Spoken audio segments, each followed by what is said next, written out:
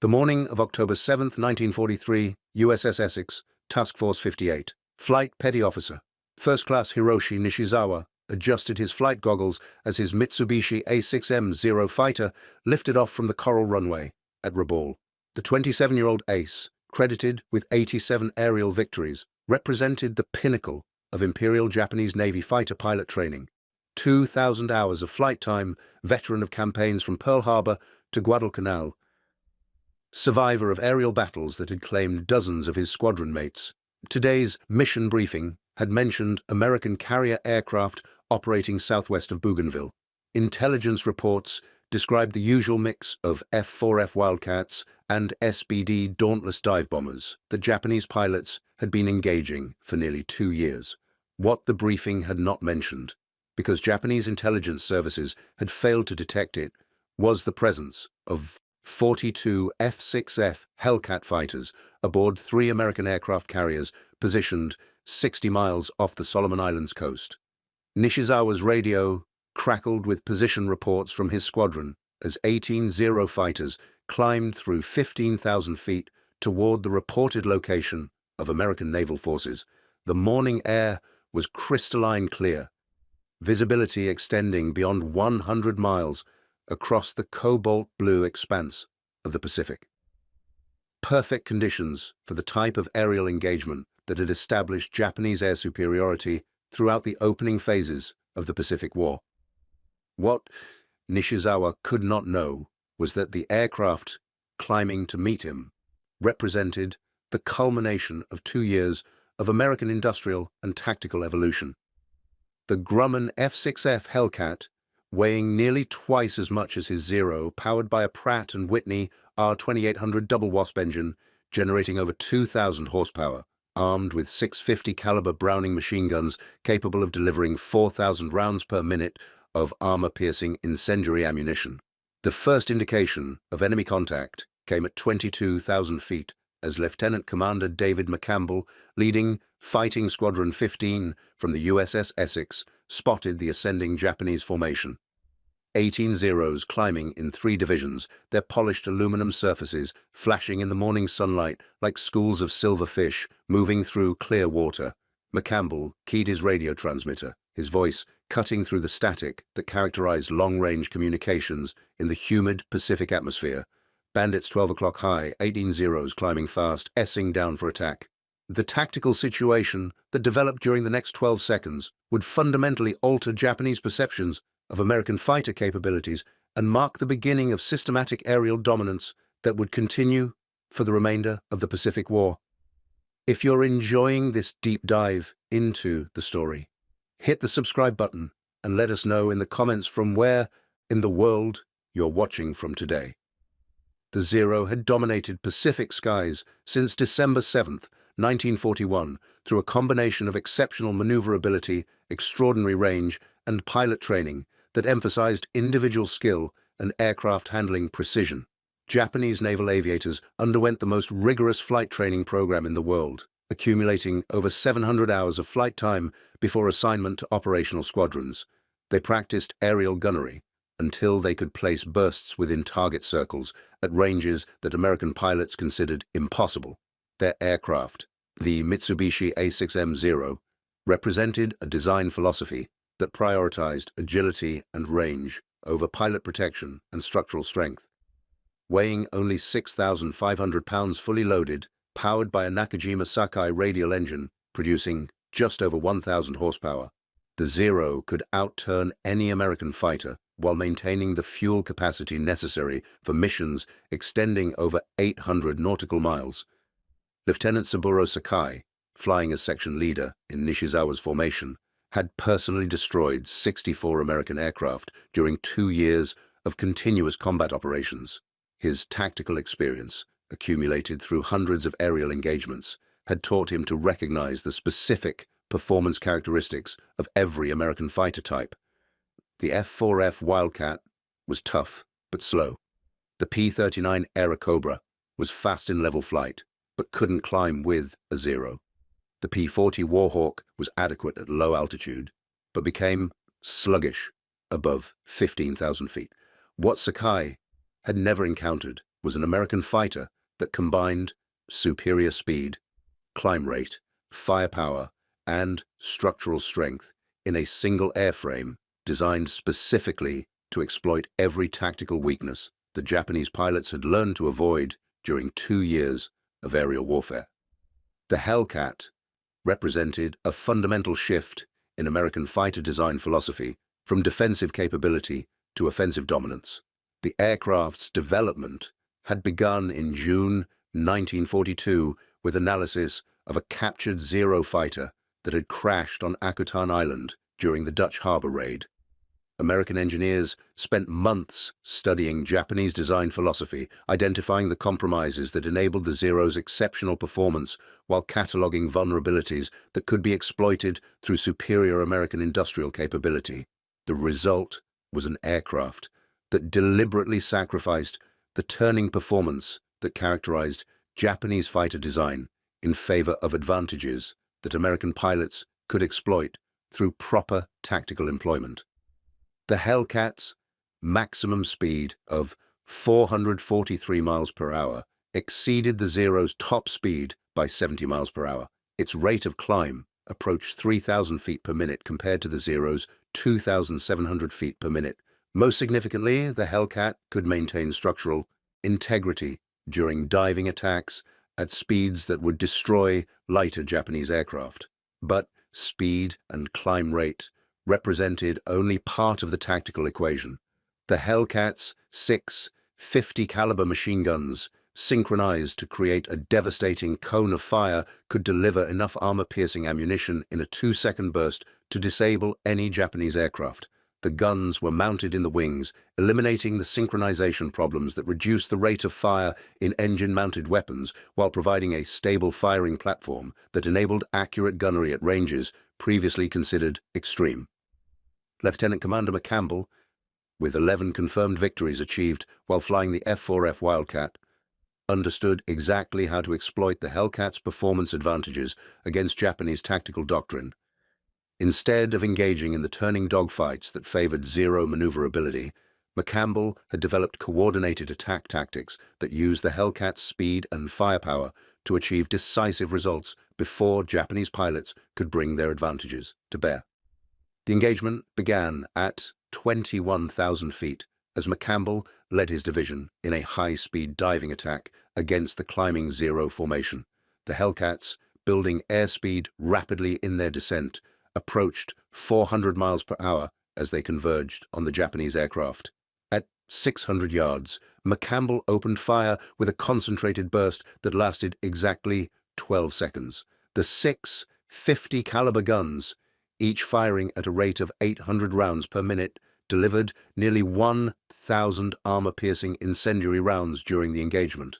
The bullets, weighing 750 grains each and traveling at 2,700 feet per second, struck the lead Zero with devastating effect. The first rounds penetrated the aircraft's unarmored fuel tank, located behind the pilot's seat. The self-sealing compounds that protected American fuel systems from incendiary damage were absent from Japanese aircraft, sacrificed to reduce weight. Aviation fuel ignited instantly, creating a fireball that consumed the Zero's lightweight aluminum structure within seconds. Lieutenant Sakai, flying wing position on the destroyed aircraft, watched his section leader disappear in an explosion so violent that debris struck his own canopy. The tactical situation that had seemed routine moments earlier transformed into chaos as additional Hellcats, following McCampbell's lead, engaged the Japanese formation with coordinated attacks that exploited their speed advantage to achieve favorable firing positions before Zero pilots could respond. The 12-second engagement that destroyed Nishizawa's aircraft established a pattern that would be repeated thousands of times during the remainder of the Pacific War. American pilots, flying aircraft specifically designed to counter Japanese tactical advantages, would use systematic approaches that eliminated the individual skill, the differential that had characterized early Pacific air combat. The Zero's legendary turning ability became irrelevant when Hellcat pilots refused turning engagements, instead using their superior speed and climb rate to control the timing and location of aerial combat. Japanese pilots found themselves fighting defensively against opponents who could engage and disengage at will, building energy advantages that translated into tactical superiority through proper application.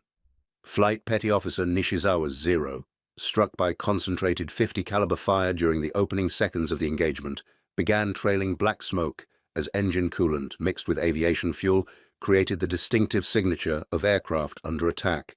His radio, damaged by gunfire, prevented communication with surviving squadron members who were scattered across 15 miles of Pacific sky by the coordinated Hellcat attack. The tactical cohesion that enabled Japanese formations to provide mutual support dissolved under the impact of American fighters that struck simultaneously from multiple directions, creating confusion that prevented effective defensive response.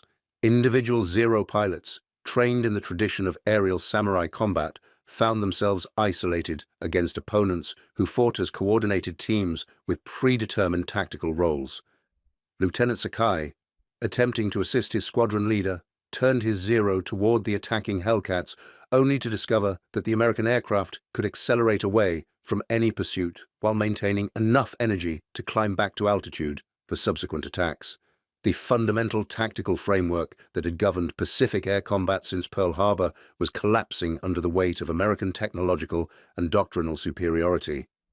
The engagement continued for 18 minutes as scattered Zero fighters attempted to reorganize, while Hellcat divisions maintained coordinated attacks that prevented Japanese pilots from establishing the altitude advantage their tactical doctrine required.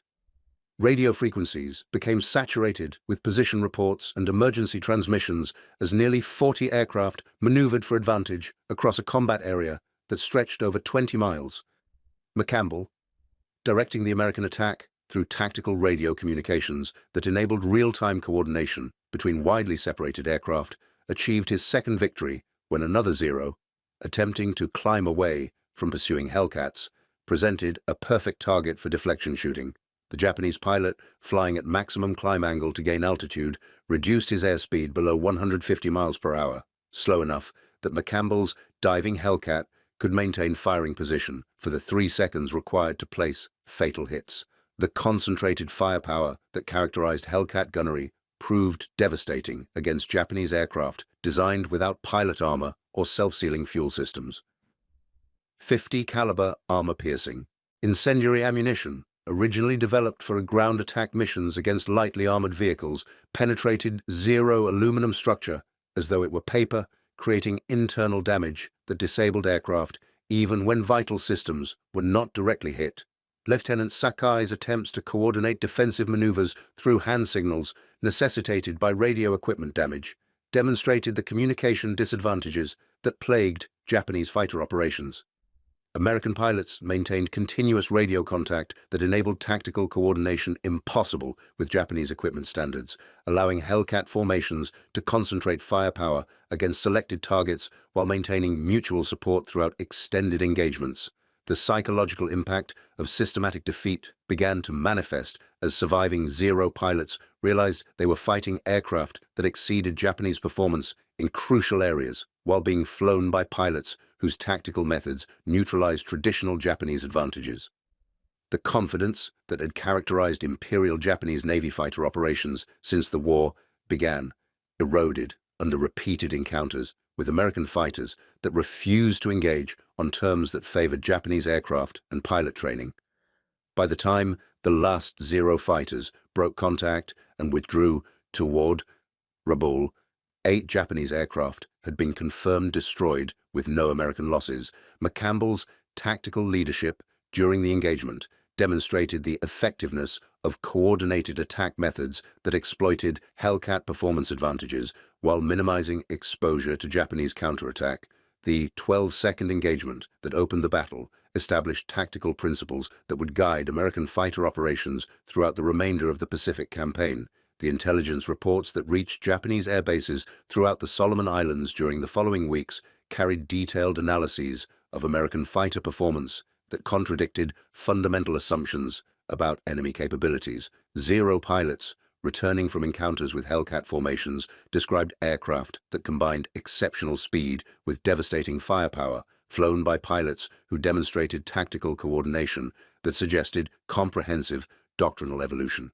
Commander Minoru Genda, architect of the Pearl Harbor attack and senior tactical advisor to the combined fleet, studied captured American training materials and interrogation reports from surviving pilots who had engaged Hellcat formations. His analysis, distributed to air group commanders throughout the Pacific Theater, acknowledged that American fighter development had fundamentally altered the tactical balance that had favored Japanese air operations since the war began.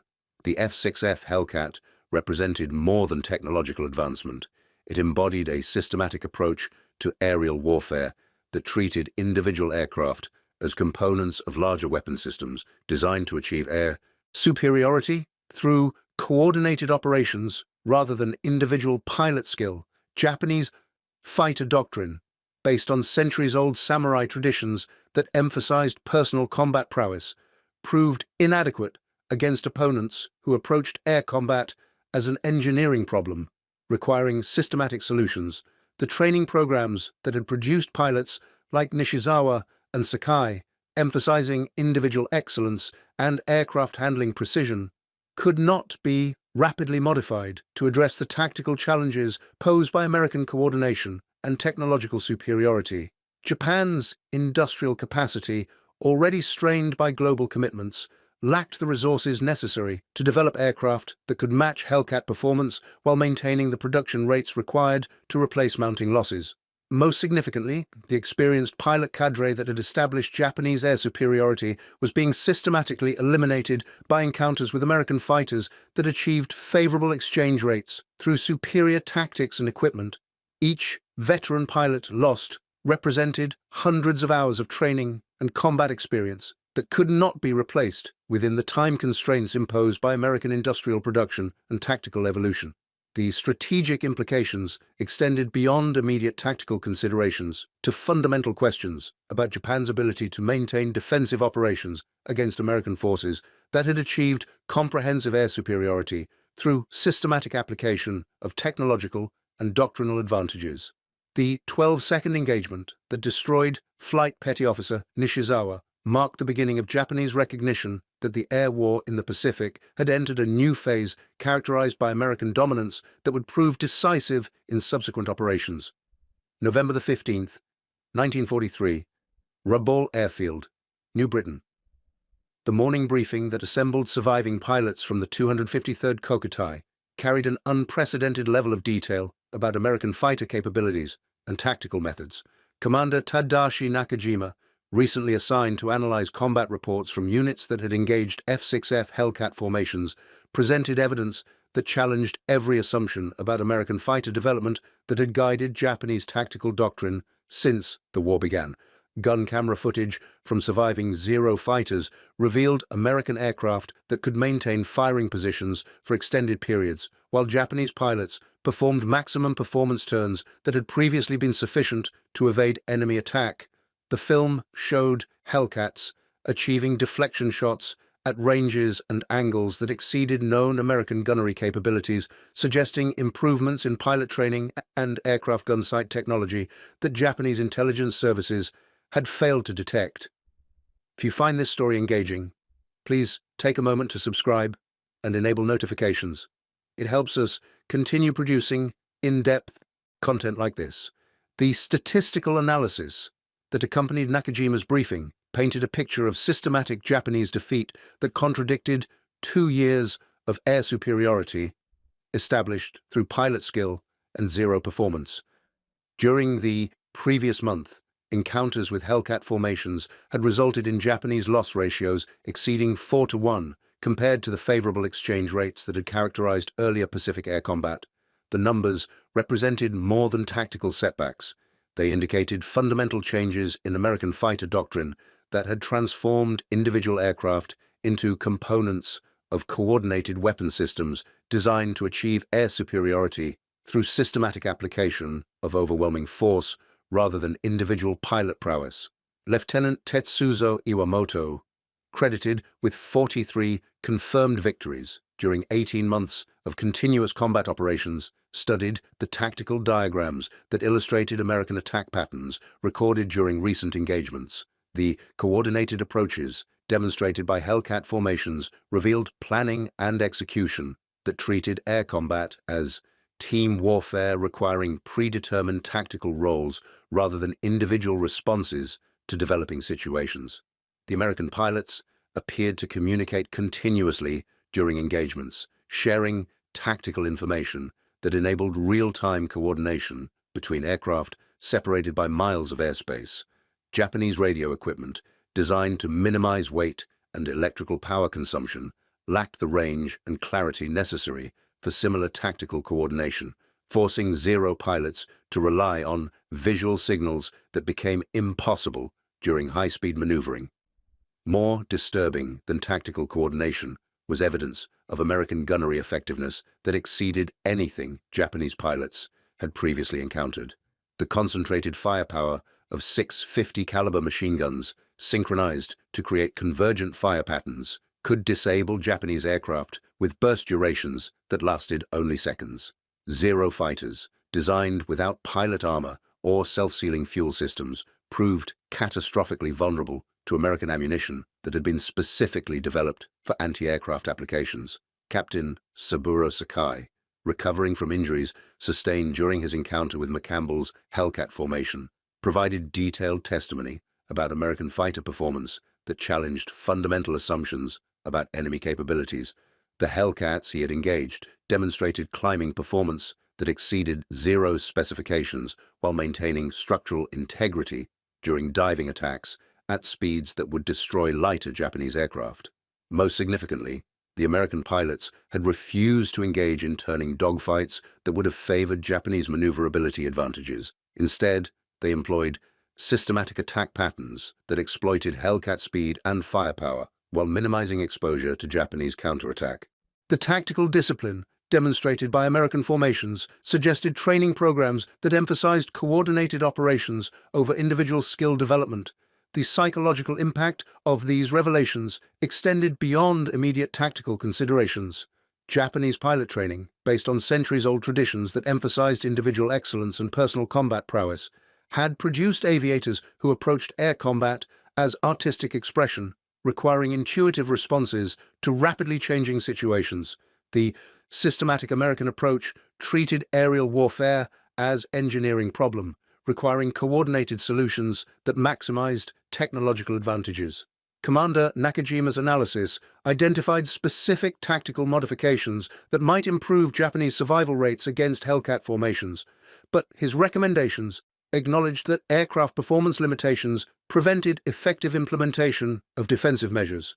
The Zero's lightweight construction and limited engine power, originally considered advantages that enabled superior maneuverability and range, had become liabilities when facing opponents who could dictate the terms of engagement through superior speed and climb rate. The training pipeline that had produced Japan's elite naval aviators was experiencing mounting difficulties, replacing experienced pilots lost to American fighter operations. The rigorous selection process that eliminated 90% of candidates and the extensive flight training program that required over a year to produce qualified carrier pilots could not maintain personnel strength when combat losses exceeded sustainable replacement rates. In contrast, American pilot training had evolved into an industrial process capable of producing qualified aviators in 6 months through standardized instruction methods and abundant training aircraft.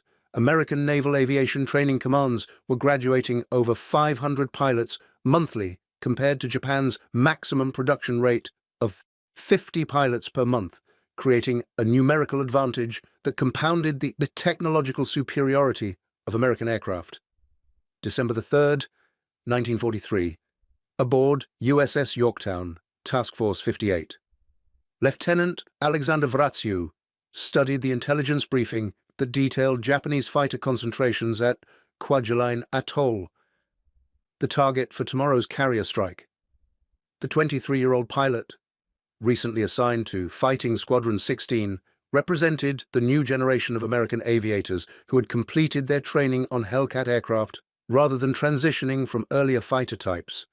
Vratsiu's flight training, conducted at Naval Air Station Pensacola, using standardized curriculum that incorporated lessons learned from Pacific combat experience, had emphasized tactical coordination and gunnery techniques specifically developed for F6F operations.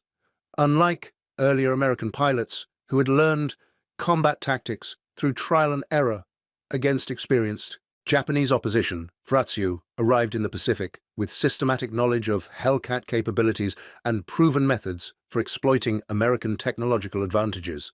The mission briefing identified 40 Japanese fighters based at Kwajalein, including elements of veteran units that had operated from the base since its occupation during the opening months of the Pacific War. Intelligence estimates suggested the presence of experienced pilots who had participated in major engagements from Pearl Harbor through the current Solomon Islands campaign, representing the elite cadre of Imperial Japanese Navy fighter aviation. What the intelligence briefing could not convey was the psychological condition of Japanese pilots who had experienced systematic defeat during months of encounters with American fighters that exceeded their aircraft's performance in crucial areas while being flown by pilots whose tactical methods neutralized traditional Japanese advantages. The confidence that had characterized Imperial Japanese Navy air operations since the war began had eroded under repeated contact with opponents who refused to fight on terms that favored Japanese aircraft and pilot training. Flight Petty Officer, First Class Hiroshi Nishizawa, the legendary ace, credited with 87 confirmed victories, had been transferred to Kwajalein following the decimation of his squadron during the Rabaul operations. The 27-year-old pilot, considered by many to be Japan's greatest living ace, carried psychological wounds that reflected the broader trauma experienced by Japanese aviation throughout the Central Pacific. Nishizawa's recent combat reports described American fighters that operated in coordinated formations impossible to break through individual tactical maneuvers. The Hellcats he had engaged demonstrated performance characteristics that enabled them to control the timing and location of aerial combat, engaging and disengaging at will while building energy advantages that translated into tactical superiority through proper application. The systematic nature of American tactical doctrine had eliminated the individual skill differential that had characterized early Pacific air combat. Japanese pilots found themselves fighting defensively against opponents who could engage multiple targets simultaneously through coordinated attacks that concentrated overwhelming firepower against selected aircraft while maintaining mutual support throughout extended engagements. The morning of December 4th dawned with weather conditions that experienced Pacific aviators recognized as ideal for long-range carrier operations. Unlimited visibility extended beyond 150 miles, with scattered cumulus clouds providing tactical cover for high-altitude approaches. Task Force 58, positioned 90 miles northeast of Kwajalein, launched 60 F6F Hellcats in the largest single-day fighter operation of the Pacific campaign to date. Lieutenant WWII, flying wing position in the lead division, monitored his engine instruments as the formation climbed through 20,000 feet toward the target area. The Pratt & Whitney R2800 Double Wasp, generating over 2,000 horsepower at military power settings, pulled the heavily loaded Hellcat through the thin air with authority that impressed pilots accustomed to less powerful aircraft. The formation, organized in 4 divisions of 4 aircraft each, with additional sections providing tactical flexibility, represented the culmination of American fighter development that had begun with analysis of captured Japanese aircraft and evolved through months of combat experience into systematic approaches that maximize technological advantages while minimizing exposure to enemy counterattack. Radio communications, conducted on frequencies that provided clear transmission over ranges exceeding 100 miles, enabled tactical coordination between widely separated aircraft that allowed American formations to concentrate firepower against selected targets while maintaining situational awareness that prevented Japanese pilots from achieving surprise attacks through superior positioning. The first contact occurred at 25,000 feet as the lead division spotted Japanese fighters climbing from Kwajalein's main airfield. 41 Zero fighters, ascending in 3 separate formations, their polished aluminum surfaces reflecting morning sunlight as they gained altitude for the energy advantage their tactical doctrine demanded for successful interception. Lieutenant Commander William Dean, leading the American strike, evaluated the tactical situation while maintaining formation integrity that would enable coordinated attack procedures.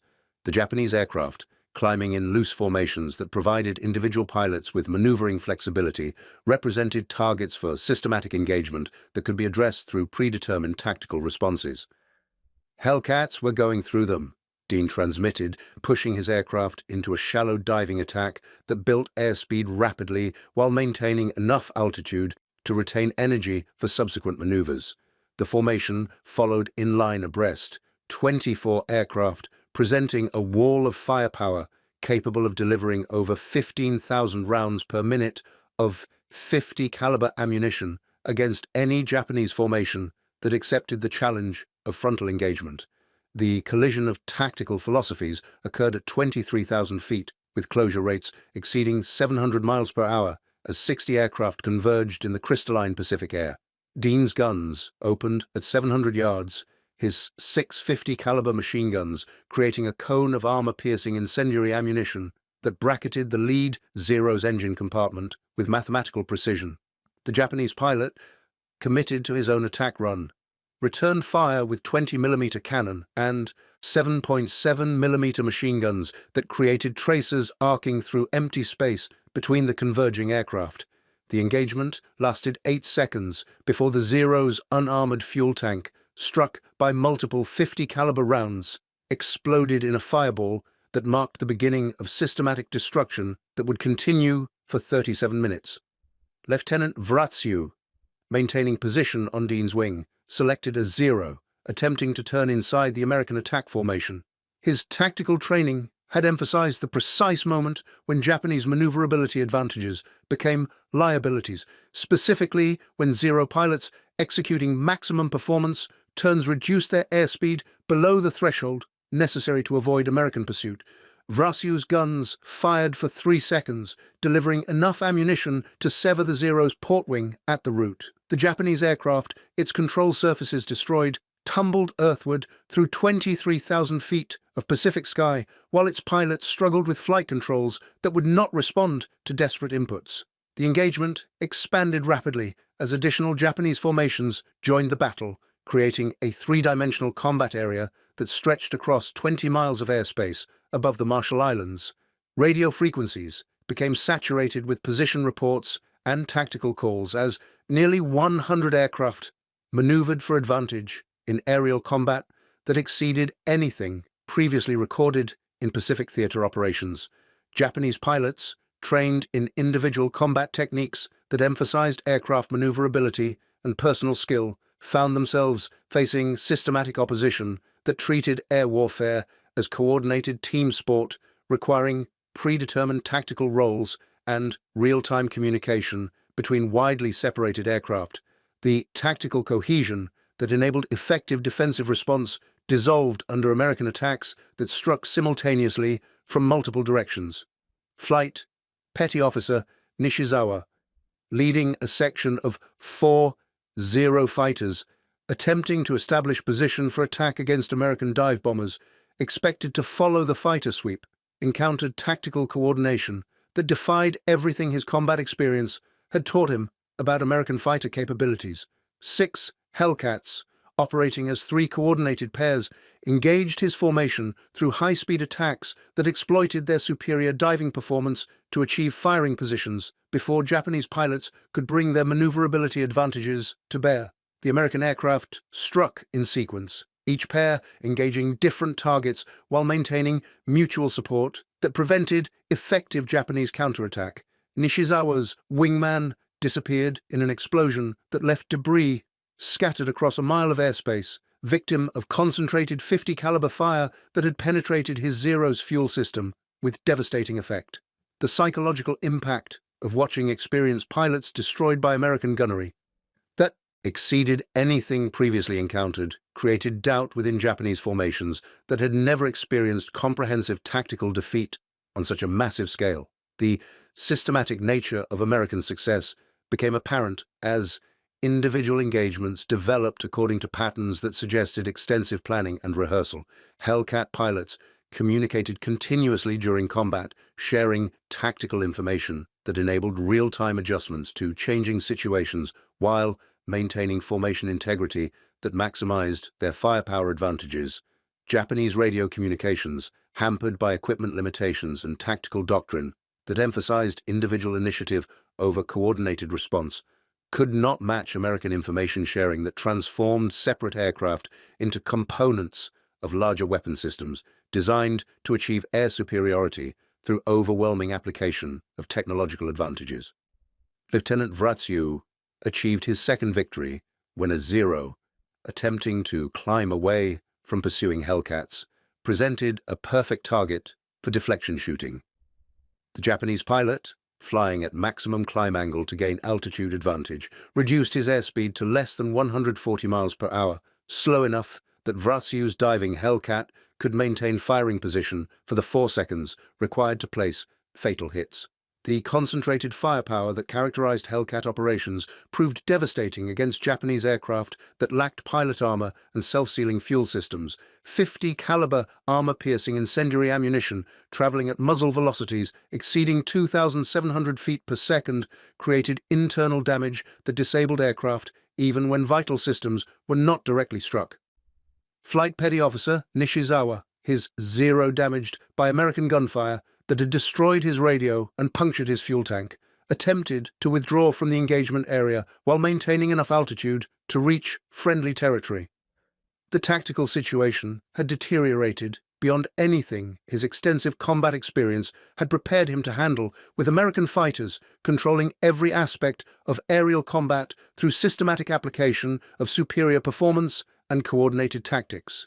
The psychological transformation that occurred during the Kwajalein engagement reflected broader changes within Japanese naval aviation, as experienced pilots realized their traditional advantages had been systematically negated by American technological and doctrinal development. The confidence that had characterized Imperial Japanese Navy fighter operations since Pearl Harbor disappeared under repeated encounters with opponents who refused to engage on terms that favored Japanese aircraft and pilot training. By the time surviving Japanese fighters withdrew toward their base, 28 enemy aircraft had been confirmed destroyed, with 3 American losses, the exchange ratio exceeding 9-1 in favor of American forces, represented systematic dominance that would characterize Pacific air combat for the remainder of the war. The intelligence reports that reached Japanese command headquarters during the following days carried analyses that acknowledged fundamental changes in the tactical balance that had governed Pacific air warfare since the conflict began. American fighter development had produced aircraft and tactics that exceeded Japanese capabilities in crucial performance areas, while being employed by pilots whose training emphasized coordinated operations over individual skill.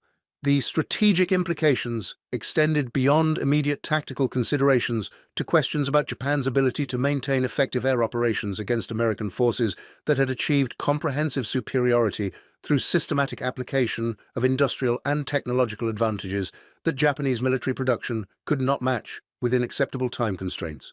Commander Minoru Genda's final assessment, distributed to air group commanders throughout the Pacific Theater, concluded that American fighter aviation had evolved beyond Japanese ability to counter through tactical modifications or pilot training improvements. The F6F Hellcat represented systematic approach to aerial warfare that treated individual aircraft as expendable components of larger weapon systems designed to achieve strategic objectives through coordinated operations rather than individual heroics. The 12-second engagement that had destroyed Flight Petty Officer Nishizawa's squadron mate during the opening moments of Pacific carrier operations had evolved into a systematic campaign of aerial destruction that would eliminate Japanese air power as an effective strategic force.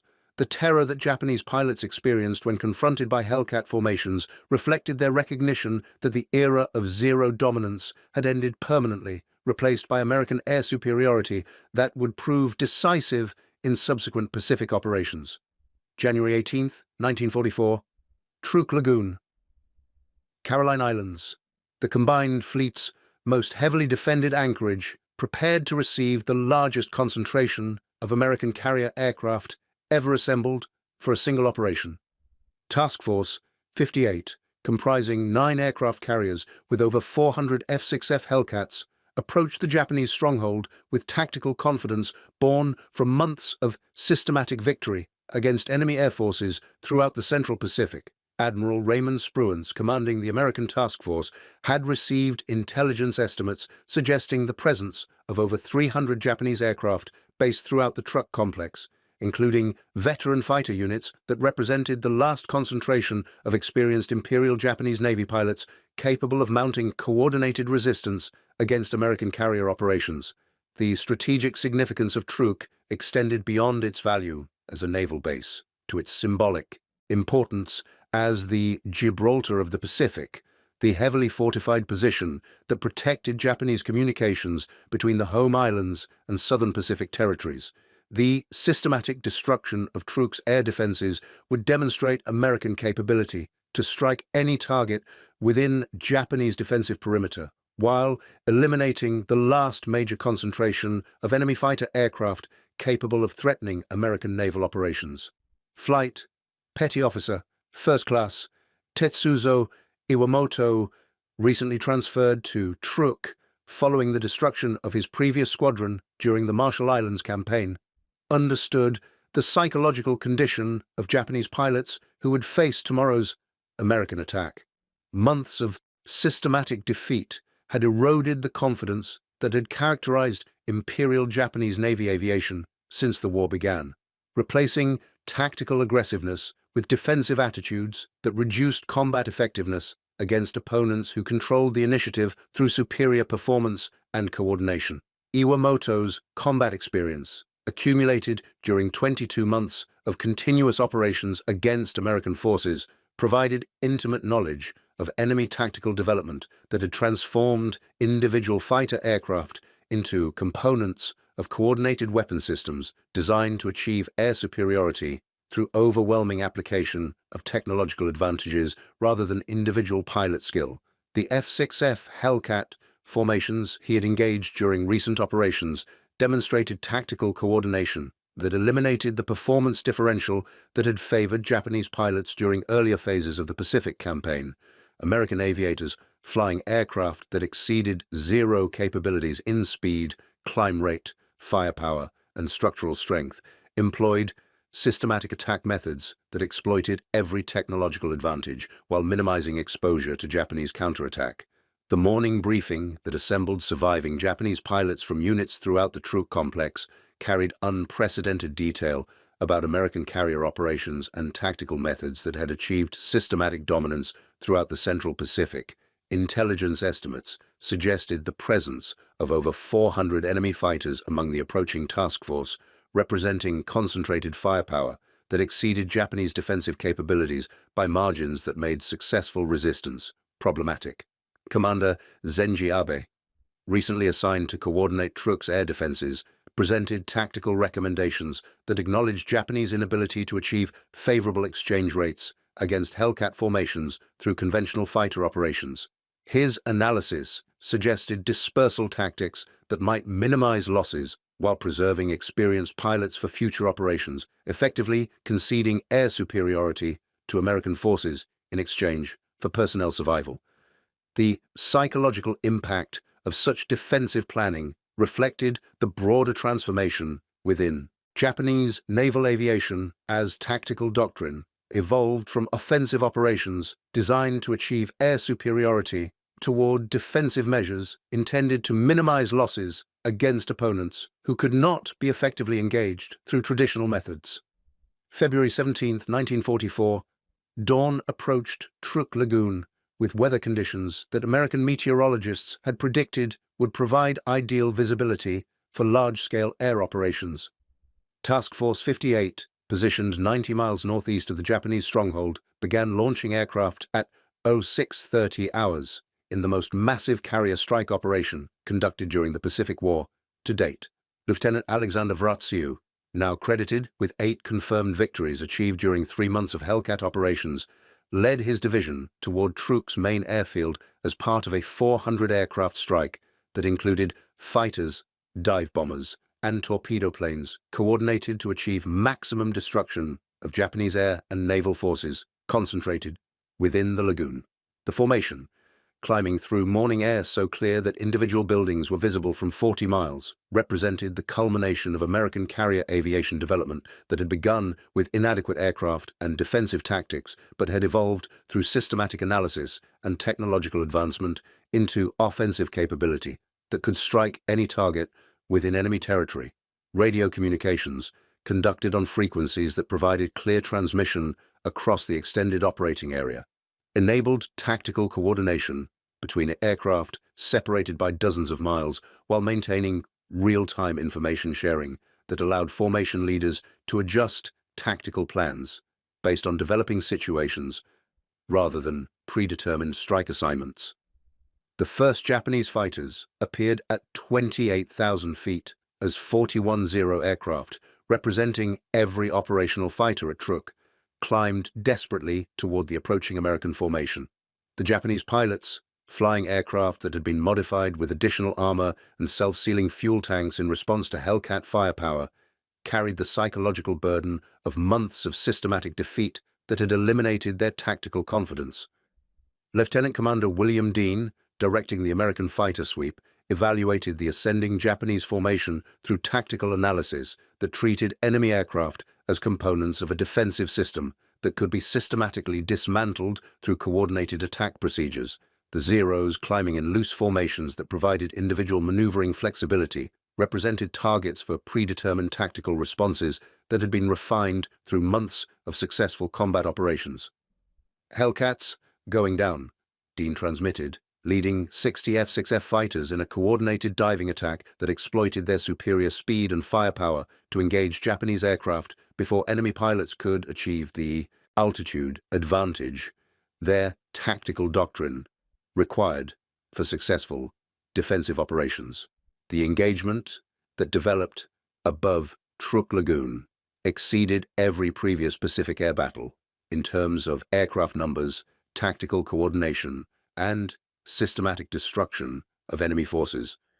American pilots, flying aircraft specifically designed to counter Japanese performance advantages, employed coordinated tactics that had been proven effective during months of combat operations throughout the Central Pacific. Lieutenant WWII, maintaining formation position during the initial attack, selected as Zero, attempting to climb away from the American formation. His tactical training had emphasized the precise timing necessary to exploit Japanese aircraft limitations, specifically the moment when Zero pilots reduced their maneuvering capabilities through excessive climb angles that decreased airspeed below sustainable combat thresholds. WWII's guns opened at 500 yards, his .650 caliber machine guns delivering concentrated fire that struck the Zero's engine compartment with armor-piercing incendiary rounds traveling at nearly 3,000 feet per second. The Japanese aircraft's unarmored construction provided no protection against American ammunition that had been specifically designed for anti-aircraft applications, creating internal damage that disabled vital systems within seconds. The Zero exploded in a fireball that scattered debris across a mile of airspace, marking WWII's 9th confirmed victory while demonstrating the devastating effectiveness of American firepower against Japanese aircraft that lacked adequate protection for pilot and fuel systems. The psychological impact of such systematic destruction created panic within Japanese formations that had never experienced comprehensive tactical defeat on such massive scale. Flight Petty Officer Iwamoto, leading a section of 40 fighters in a desperate attempt to reach altitude advantage, encountered American tactical coordination that eliminated every defensive option available through conventional Japanese fighter operations. 12 Hellcats, organized in 3 coordinated divisions, engaged his formation through sequential attacks that maintained continuous pressure while preventing effective Japanese counterattack. The American aircraft struck with mathematical precision, each division engaging specific targets while maintaining mutual support that created overlapping fields of fire impossible for Japanese pilots to penetrate. Iwamoto watched his wingman disappear under concentrated .50 caliber fire that shredded his Zero's lightweight construction, victim of American gunnery that achieved devastating results through systematic application of overwhelming firepower. This systematic nature of American tactical doctrine became apparent as the engagement continued for 43 minutes without pause. Hellcat formations maintained coordinated attacks that prevented Japanese pilots from organizing effective defensive responses while continuously degrading enemy capabilities through systematic elimination of individual aircraft. Japanese radio communications, hampered by equipment limitations and tactical doctrine that emphasized individual initiative rather than coordinated response, could not match American information sharing that enabled real-time tactical adjustments throughout extended combat operations. The breakdown of Japanese command and control created chaos that American pilots exploited through predetermined attack procedures that had been refined through months of successful operations. By the time surviving Japanese fighters withdrew toward emergency landing fields on outer islands, 34 enemy aircraft had been confirmed destroyed, with 5 American losses. The exchange ratio, exceeding 6-1 in favor of American forces, represented tactical dominance that eliminated Japanese air power as an effective strategic force in the Central Pacific. The Truk operation marked the culmination of systematic American tactical and technological development that had transformed the Pacific Air War from defensive operations characterized by unfavorable exchange rates into offensive campaigns that achieved comprehensive air superiority through coordinated application of superior aircraft and tactics. Flight Petty Officer Iwamoto, one of only 7 Japanese pilots who survived the engagement, carried psychological wounds that reflected the broader trauma experienced by Imperial Japanese Navy aviation throughout the Pacific theater. His final combat report acknowledged that American fighter development had produced aircraft and tactics that exceeded Japanese capabilities beyond any possibility of successful counter-development within acceptable time constraints. The terror that Japanese pilots experienced when confronted by Hellcat formations reflected their recognition that individual skill and aircraft maneuverability could not overcome systematic American advantages in firepower, performance, and tactical coordination. The 12-second engagements that had characterized early Hellcat operations had evolved into sustained campaigns of aerial destruction that eliminated Japanese air power through methodical application of overwhelming technological and tactical superiority. Thank you for watching. For more detailed historical breakdowns, check out the other videos on your screen now, and don't forget to subscribe.